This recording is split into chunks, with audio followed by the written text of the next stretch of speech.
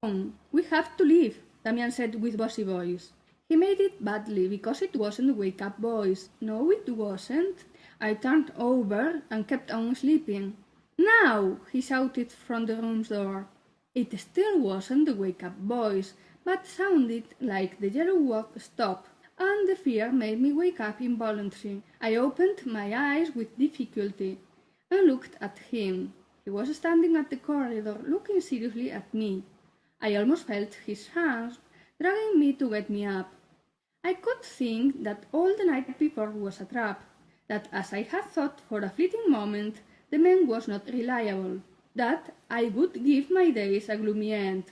I could, but the laziness only let me drag to the bathroom to wash my face. Passing by him, I felt the hurry on my nape, but I neither paid attention. Why are you walking so slowly? I told you we left at 12 o'clock. It's 11:30 a.m. We have only half an hour. I don't understand it. And she doesn't hurry up, and she is so laid back, and it's past 11:30, Damian repeated with more desperation than anger. Fuck off, I answered, showing off my eloquence, and I closed the door. In the mirror, I looked tired, exhausted. The yellow didn't suit me. I even noticed some years that I had taken off my birthdays until then, with total impunity.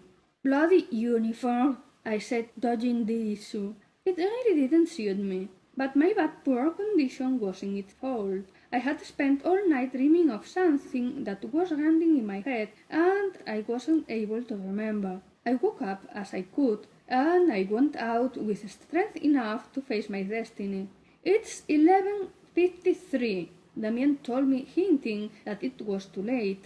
Okay, well, it isn't 12 o'clock yet, is it? Then go ahead, I said, half resigned, half threatening. He looked at me with yellow Rod's face and took the bag he had prepared with such interest the night before, opened the door and signaled me to go out. He closed the door while talking to himself about the late it was. The incredible it was that I didn't wake up before, the irresponsible of my behavior, and a litany of reproaches that for a few seconds turned his yellow uniform in a shirt, a polka dot skirt, and a morning scarf.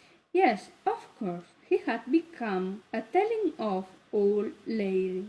What are you doing standing there? Stop walking, for goodness, he said, hysterical. You'd better go first. You didn't tell me where we are going, I answered ironically.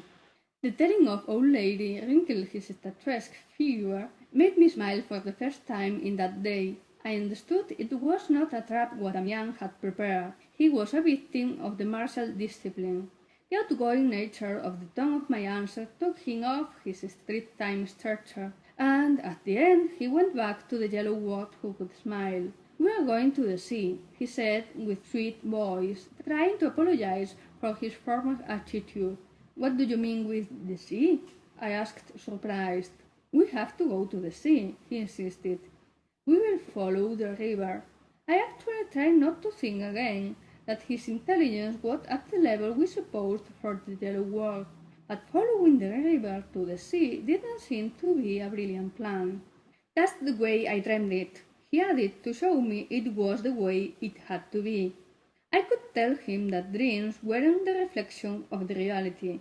We had to extract the meaning of the hundreds of metaphors they hid, but I didn't because I had just woken up and I didn't feel like doing it, and because I didn't know what he exactly had dreamed of, and as I had just woken up, I didn't feel like hearing about it. I had never seen the sea. I had never dreamt about it. I went down the stairs thinking about the mysterious it concealed that would be my salvation, the sea.